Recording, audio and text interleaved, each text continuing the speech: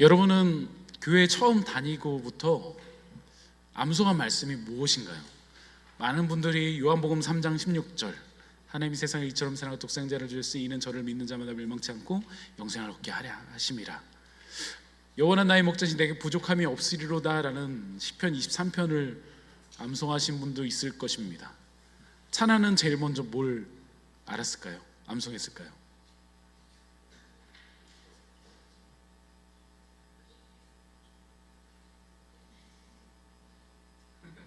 찬홍이는 어떤 말씀을 제일 먼저 암송했을까요?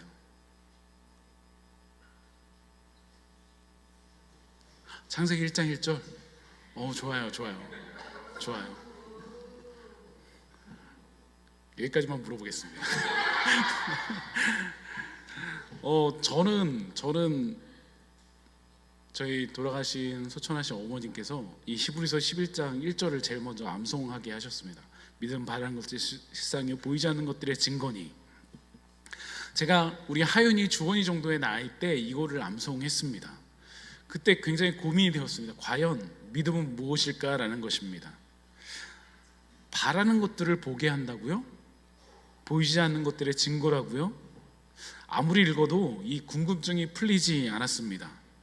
여러분 믿음이 무엇이라고 생각하십니까? 우리 얼마 전에 하이델베르크 요리문답에서 배웠죠? 하이델베르크 요리문답. 믿음은 뭐라고요? 참된 믿음은 확실한 지식과 굳은 신뢰. 그래서 확실한 지식이 사도신경을 말하고 굳은 신뢰가 뭐죠? 성찬과 말씀이라고 우리 배웠던 기억이 납니다. 얼마 전 높은 숭례교회를 세우시고 은퇴하신 김동호 목사님 페이스북에 이런 글을 남기셨습니다. 제가 그대로 읽어드리겠습니다. 폐암을 발견하고 수술한 지 벌써 5년 6년을 되어 온다. 전립선암은 5년, 갑상선 암은 4년. 내 체질이 암에 약한가 보다. 넉 달에 한 번씩 CT를 찍고 1년에 한 번씩 정도 MRI 뇌사진도 찍는다. 자꾸만 불안이 찾아온다고 고백을 하시며 기가 막힌 고백을 하십니다. 사망아 너희 승리가 어디 있냐? 사망아 내가 쏘는 것이 어디냐? 사망이 쏘는 것은 죄요 죄의 권능을 율법이라. 우리 주 예수 그리스도를 말미암아 우리에게 이김을 주신 하나님께 감사하노니 이러므로 내 사랑하는 형제들아 견실하면 흔들리지 말고 항상 주의 일에 더욱 힘쓰는 자가 되라. 이는 너희 수고가 주 안에서 헛되지 않은 줄 알미라. 불안하지 않는 것이 아니다. 불안해하지 않는 것이다. 믿음은 불안한 상황에서 불안해하지 않는 것이다. 그런데 그게 정말 가능하다. 나도 그게 참 신기하다. 이런 페이스북에 글을 남기셨습니다. 믿음은 불안한 상황 가운데 불안해하지 않는 것입니다. 오늘 그 믿음의 여행을 떠나가 보고자 합니다. 우리 히브리서 11장을 보통 믿음장이라고 말을 합니다. 신앙의 본질과 신앙의 선진들이 이 믿음을 통해 어떻게 살아왔는지 보여주는 것이 바로 히브리서 11장의 말씀입니다. 1절에서 믿음에 대한 정의를 하고요, 2절 3절에서 믿음의 역사성의 중요성과 창조의 기원을 말하고 있습니다. 먼저 믿음이란 단어가 어떻게 쓰여졌는지, 성경에서 어떻게 말하는지 살펴보도록 하겠습니다. 히브리서 11장 1절에 이 사용된 믿음이란 헬라어 피스티스라는 단어는 신뢰, 확신, 신앙이라는 단어를 품고 있습니다. 이 단어는 단순히 내가 믿는다는 감정적 동의가 아니라 전적인 신뢰와 헌신을 포함하고 있습니다. 또 확신이라는 단어는 단순한 기대, 이렇게 그럴 수도 있지라는 기대가 아니라 실체를 이루는 확신을 말하고 있습니다. 보이지 않는 것들의 증거라고 말하는 이 증거라는 단어는 감정적인 그럴 수도 있지 정도가 아니라 객관적이고 논리적인 것을 말합니다. 복음이 하나님께서 예수 그리스도를 통해서 하신 일이라는 그 센터 지처의 말처럼 히브리서는 예수님이 우리 믿음의 중심이라고 말합니다. 우리는 믿음을 다양한 포장지로 포장하지만 히브리서 기자는 예수님 한 분만으로 충분하다고 말합니다. 히브리서 기자는 예수 그리스도만이 우리의 삶을 떠받치고 있는 유일한 믿음의 기초라고 말한다는 것입니다. 그래서 히브리서 12장 2절 우리가 잘 아는 말씀입니다. 오직 예수를 바라보십시오. 그분은 우리가 참여한 이 경주를 시작하고 완주하신 분입니다 라고 말합니다. 그럼 성경에서 말하는 믿음은 어떤 믿음을 말할까요? 우리가 잘 아는 아브라함의 믿음을 말하고 있습니다. 75세 된 아브라함이 본토 친척 아비집을 떠나 하나님의 갈 곳으로 간 그 믿음을 말합니다. 또한 모세의 믿음을 말하고 있습니다. 애굽의 모든 부귀 영화를 내려놓고 40년 동안 광야를 헤매이며 하나님의 뜻을 찾았고 훈련받았던 그 모세의 믿음을 말합니다. 또한 여호수아와 갈렙의 믿음을 말합니다. 출애굽 이후 가나안 땅에 입성할 때 모두가 원망하고 그랬지만 가나안 여호수아와 갈렙만이 믿음의 선언을 하게 됩니다. 약속을 붙들었다는 것입니다. 이처럼 믿음이라는 것은 단순히 개념이 아닙니다. 보이지 않는 것을 보는 듯 확신하며 행동하는 것을 말합니다. 믿음은 보이지 않는 것을 보게 한다는 것입니다. 그렇다면 믿음은 과연 어떻게 우리의 삶 가운데 나타날까요? 오늘 세 가지로 살펴보고자 합니다. 첫 번째, 믿음은 약속을 바라보면서 현재를 준비합니다. 오늘 1절에 이렇게 고백합니다. 삶의 근본, 사실은 이것입니다. 하나님을 신뢰하는 이 믿음이야말로 삶을 가치 있게 하는 든든한 기초입니다. 믿음 볼 수 없는 것을 볼 수 있게 하는 단서입니다. 우리가 잘 아는 이 히브리서 11장 1절은 믿음 바라는 것들의 실상이라고 선언합니다. 여기서 바라는 것은 단순한 희망이 아니라 하나님의 약속하신 것을 의미합니다. 믿음은 단순한 소망이 아닙니다. 많은 사람들이 믿음을 막연한 희망이나 긍정적인 사고로 생각하지만 성경이 말하는 믿음은 이미 하나님의 약속 안에서 실제적이고 실질적인 것을 의미합니다. 그것을 바라보며 준비하는 것을 의미합니다. 그렇다면 이 믿음을 가지고 있다면 우리는 오늘이란 이 하루 가운데 준비한다는 것입니다. 저는 사역을 일찍부터 시작을 했습니다. 20대 초반부터 시작했습니다. 그래서 사실 결혼도 일찍 할 줄 알았습니다. 하지만 현실은 전혀 달랐습니다. 30대 초반에 들어가서 30대 돼서 알게 되었습니다. 제가 결혼할 준비가 전혀 되어 있지 않다는 사실을 알게 됐습니다. 결혼하려면 세 가지 준비가 되어 있어야 됩니다. 부모로부터의 독립, 신앙의 독립, 재정의 독립이라는 이 세 가지가 되어야 됩니다. 그때부터 정신을 차리고 매달 청약을 넣고 적금을 넣기 시작했습니다. 그로부터 7년 후에 아내를 만나 결혼을 할 수 있었습니다. 물론 여전히 준비는 안 되었지만 하나님께서 모든 것을 채워주셨습니다. 창세기 6장에 등장하는 노아의 시대는 한 번도 비가 내리지 않던 시대입니다. 어느 날 하나님께서 노아에게 명령하십니다. 이 땅을 심판할 것이니 방주를 만들라고요.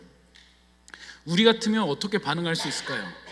하나님, 저 나무 한 번도 안 잘라봤어요. 방주요? 축구장만한 방주를 만들라고요? 만약에 우리 교회에 한 20여 명의 우리 교인들이 함께 방주를 만들려고 하면 얼마나 걸릴까요? 학자들마다 다르겠지만 노아가 만들었다는 이 방주의 연수는 한 100여 년 정도라고 얘기합니다. 물론 30년, 60년이라고 말하는 학자도 있지만 대부분 100여 년. 아마 우리도 대부분 우리 아버지 세대들은 다 먼저 소천하고 우리 자녀들이 이어서 자녀들이 이어서 만들어야 될 만한 크기일지도 모릅니다. 많은 사람들이 노아와 그 가족들을 손가락질했습니다. 왜냐하면 한 번도 비가 내리지 않았기 때문입니다. 노아도 비를 경험한 적이 없습니다. 근데 100여 년 동안 이 오늘이라는 시간을 준비합니다. 성경이 이렇게 말합니다. 믿음으로 노아는 메마른 땅 한복판에 배를 지었습니다. 그는 하나님께서 보이지 않는 일에 대해 경고했을 때 지시받은 대로 행동했습니다. 그 결과가 어떠했습니까? 그의 집안에 구원을 받았습니다. 그의 믿음의 행위가 믿지 않는 세대와 믿는 올바른 세대를 예리하게 구분지었습니다. 그 결과 노아는 하나님과 친밀한 사이가 되었습니다. 믿음은 현재 눈에 보이지 않지만 마치 이루어진 것처럼 확신하게 만드는 부르심이 있습니다. 그것은 하나님의 약속을 붙들고 현재를 준비하는 것입니다. 만약에 믿음만 가지고 기도만 한다면 어떻게 될까요? 그렇다면 아무 일도 일어나지 않을지도 모릅니다. 우리 찬영이가 언젠가부터 일렉을 열심히 준비하며 실력이 향상되고 있습니다. 더 실력이 향상되기 위해서 일렉을 안고 매일 기도한다고 해서 일렉 실력이 늘어날까요? 안고 잡니다. 베고 잡니다. 그럼 늘어날까요? 전혀 그렇지 않습니다. 여러분 많이 경험하셨죠? 우리 책 비고 잔다고 하면 많은 사람들이 그 책에 있는 것들이 머릿속에 다 들어올 거야 라고 하지만 사실 하나도 들어오지 않습니다. 동시에 움직여야 됩니다. 반응해야 된다는 것입니다. 학생은 공부해야 되고요, 일렉을 연주하고 싶으면 일렉을 붙들고 매일매일 스케일을 연습해야 됩니다. 직장은 충성을 다해야 됩니다. 현재를 준비하지 않으면 내일 아무것도 일어나지 않습니다. 두 번째, 믿음은 하나님의 위대하심을 보게 합니다. 믿음으로 우리는 세상이 하나님의 말씀으로 존재하게 되었고 보이는 것이 보이지 않는 것에 의해 창조되었음을 압니다. 오늘 3절이 이렇게 말하고 있습니다. 우리가 보이는 세계가 하나님의 말씀으로 창조되었음을 이해하게 한다고요. 이거는 무엇을 의미할까요? 물질 세계는 보이는 것에서 나온 것이 아니라 보이지 않는 하나님의 말씀에서 창조되었음을 의미합니다. 골로새서 말씀도 동일하게 말씀합니다. 모든 것이 그 만물 안에서 이루어졌다고요. 하나님의 말씀으로 이루어졌다고 말씀합니다. 창조에 대해서 굉장히 뜨거운 논쟁 중에 하나가 이 지구의 날이 얼마나 오래되었는가, 그리고 우리가 세는 이 날짜에 대한 이 언제 만들어지냐는 것에 대해서 굉장히 뜨거운 신학계의 이야기가 있습니다. 이 창조에 대한 관점도 젊은 지구론, 오래된 지구론, 유신진화론, 점진적 창조론, 직접 설계론, 문화적 비유적 해석 등 굉장히 다양하게 교단마다 굉장히 차이를 보내고 있습니다. 어떤 목회자 모임 가운데 이런저런 이야기가 오고 할 때 남포교회 원로 목사님이신 박영선 목사님이 이런 말씀을 하셨습니다. 하나님이 청년 아담도 지으셨는데 100년 된 지구, 10,000년 된 지구를 지으지 못하시겠냐고요. 더 중요한 것이 있습니다. 성경은 과학책이 아닙니다. 우리를 구원하시기 위해 예수 그리스도를 담은 책이 바로 성경입니다. 성경은 최소한 2000년 전에서부터 5000년 전 사이에 쓰여졌습니다. 그렇다면 이때의 1차 청중들이 이해할 수 있도록 쓰여졌다는 것을 우리는 기억해야만 됩니다. 많은 사람들이 우연이라고 말하지만 우리는 그것을 섭리라고 말합니다. 그 섭리를 따라가다 보면 우리의 이성으로 이해할 수 없고 설명할 수 없지만 우리를 만드신 위대하신 하나님, 창조주 하나님을 만나게 됩니다. 저는 무엇보다 아브라함의 삶을 통해 이 창조주 하나님을 만났다고 생각합니다.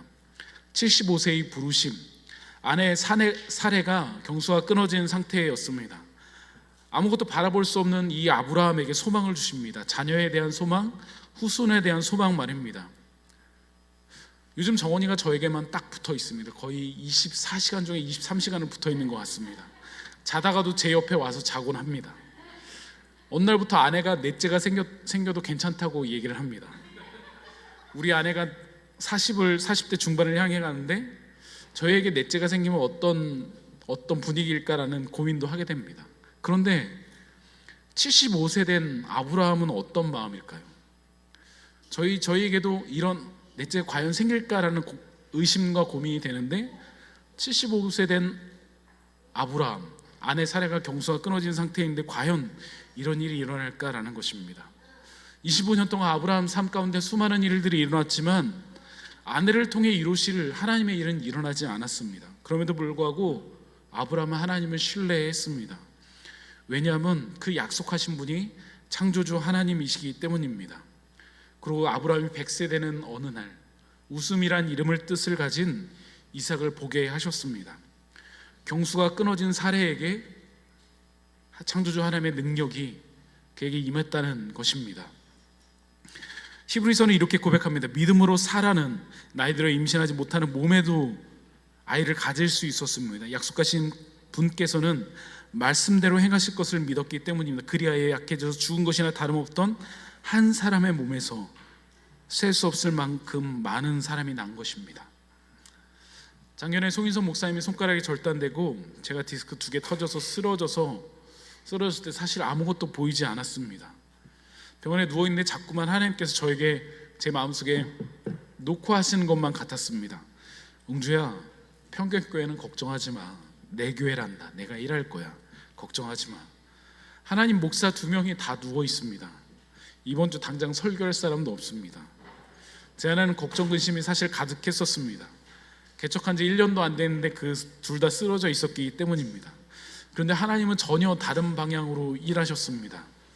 알지 못하는 많은 교회들을 세우셔서 일으키셔서 더 평강교회를 세워가셨습니다.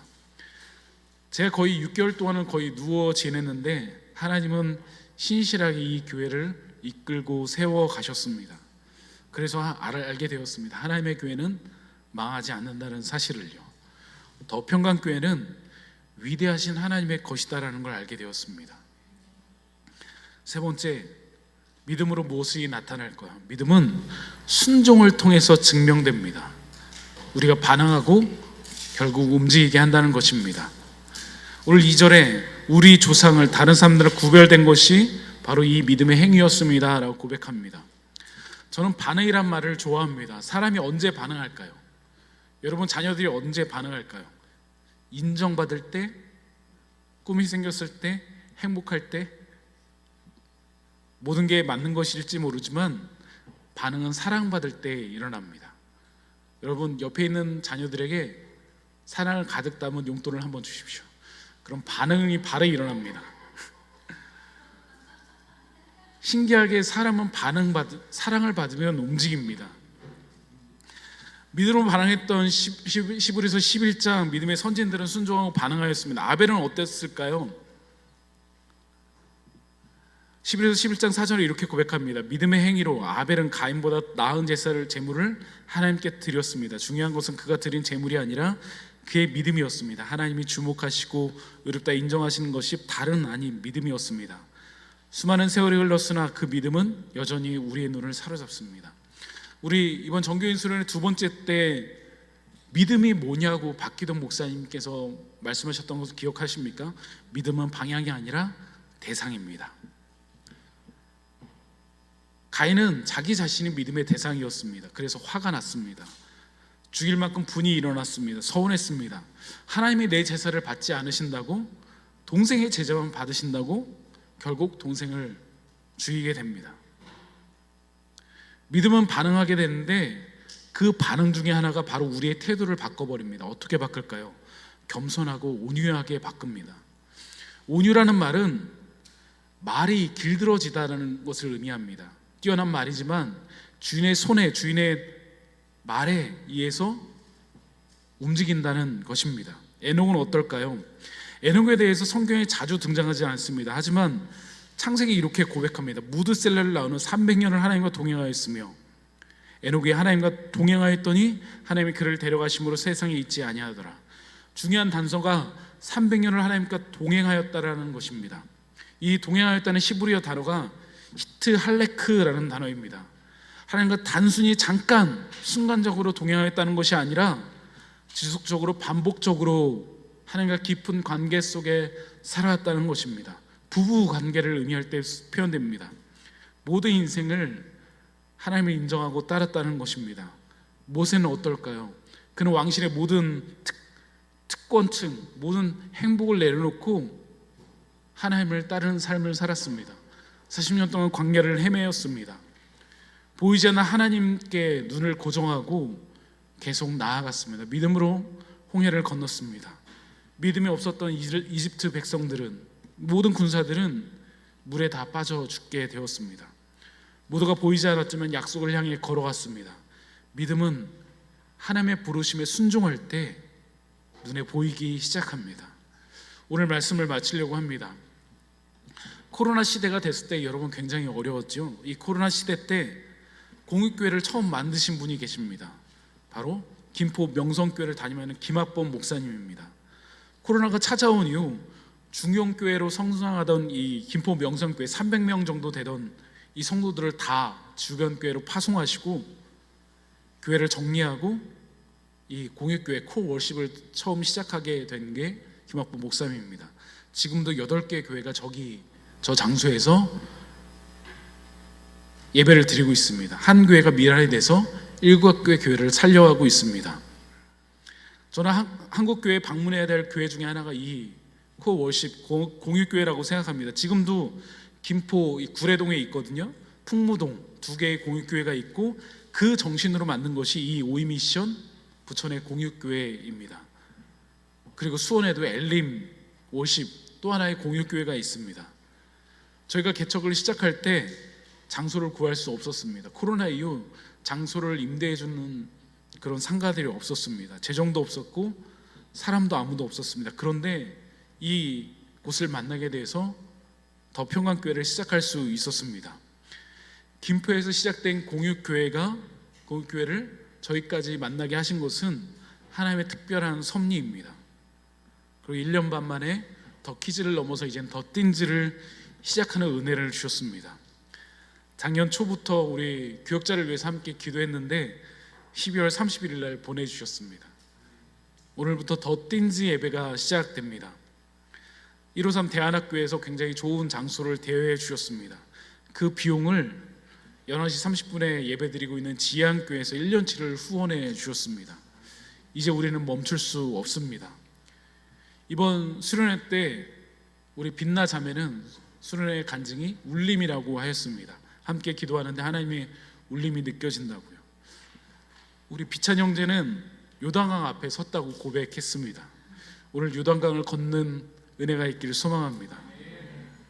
여러분 곧 만나게 될 것입니다. 더 띵즈 모임을 통해서 예수 그리스도를 인격적으로 만나는 여러분들을 간절히 축원합니다. 제가 믿음으로 바라보는 것이 있습니다. 3년 후에 세워질 우리 함께하는 교회입니다. 우리 그것을 위해서 이번 수련회 때 기도로 우리가 함께 파송했습니다. 기도만 하는 것이 아닙니다. 저희는 매년 교역자 사례비를 조금씩 올리고 있습니다.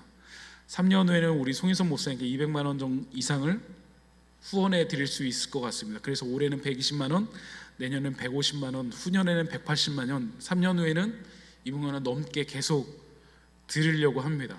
물론 전사임 사례비도 동일하게 올릴 것입니다. 걱정하지 마십시오. 교회를 낳는 교회, 교회를 세우는 교회, 그 놀라운 꿈을 이루기 위해서입니다. 언제까지요? 독립할 때까지 말입니다. 저는 그 전에 우리 교회를 자립시켜 주시고 독립시켜 주시리라 확신합니다. 함께하는 교회는 어떨까요? 저는 이렇게 함께했던 모든 시간을 통해서 함께하는 교회가 또 다른 교회를 낳고 또 다른 교회를 세워갈 것이라고 믿습니다. 그렇게 견고한 교회들이 나아지고 세워진다면 교회는 반드시 달라질 것입니다. 그럼 그 지역도 달라질 것이고요, 세상의 시선도 달라질 것입니다.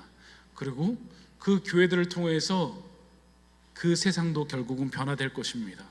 그래서 팀 켈러 목사님이 맨하탄의 리드머 교회를 세우실 때 고백한 그 고백 중에 하나입니다. 우리는 보이지 않는 것을 따라가는 사람들입니다. 세상은 보이는 것을 따라가지만 우리는 보이지 않는 하나님의 약속을 따라갑니다. 물론 당장 아무것도 눈에 보이지 않을 때도 있습니다. 쓰러지고 넘어지고 실망하고 넘어지기도 합니다. 함께 방주를 만들어가면서 힘들 때도 있습니다. 망치가 고장날 때도 있고, 오늘같이 날씨가 흐린 날, 아무것도 하기 싫은 날도 있을 것입니다. 김동호 목사님 말씀처럼 끊임없이 불안한 일들이 우리에게 찾아올지도 모릅니다. 그때 우리를 만드신 창조주 하나님을 붙드는 것입니다. 불안한 상황 가운데 불안해하지 않는 것입니다. 위대하신 창조주 하나님께서 우리를 부르셨고 우리는 그 섭리 가운데 우리가 있기 때문입니다. 히브리서 11장의 그 결론이 히브리서 12장에 등장합니다. 우리 함께 이 말씀 읽고 마무리 짓도록 하겠습니다. 함께 읽겠습니다. 시작. 길을 개척한 이 모든 사람들, 이 모든 노련한 믿음의 대가들이 우리를 응원하고 있다는 말이 무슨 뜻인지 알겠습니까? 그들이 열어놓은 길을 따라 우리가 앞으로 나아가야 한다는 뜻입니다. 달려가십시오. 절대로 멈추지 마십시오. 영적으로 군살이 붙어도 안 되고 몸이 기생하는 죄가 있어서도 안 됩니다. 오직 예수만 바라보십시오. 그분은 우리가 참여한 이 경주를 시작하고 완주한 분이십니다. 그분이 어떻게 하셨는지 배우십시오. 그분은 앞에 있는 것, 곧 하나님 안에서 그리고 하나님과 함께 결승점을 지나는 기쁨에서 눈을 떼지 않으셨기에 달려가는 길에서 무엇을 만나든 심지어 십자가의 수치까지 참으실 수 있었습니다.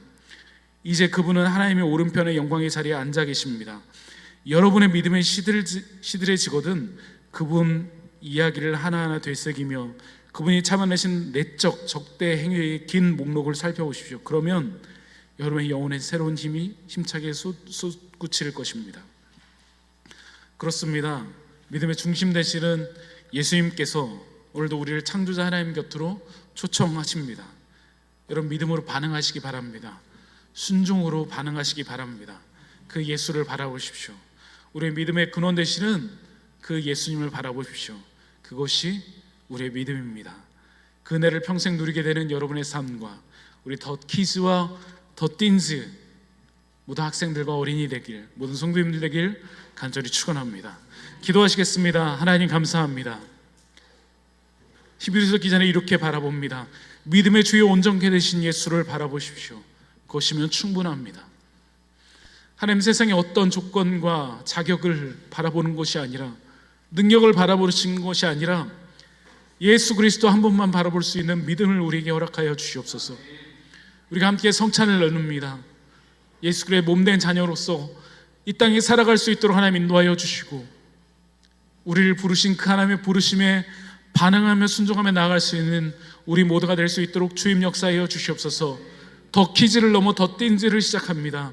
하나님, 또한 더 유스를 준비하며 기도하며 나아갑니다. 하나님, 이끄시고 채우시고 역사하실 그 주님을 바라볼 수 있는 우리 모두가 될 수 있도록 주님 함께하여 주시옵소서. 감사드리며 살아계신 예수 그리스도의 이름으로 기도드리옵나이다. 아멘.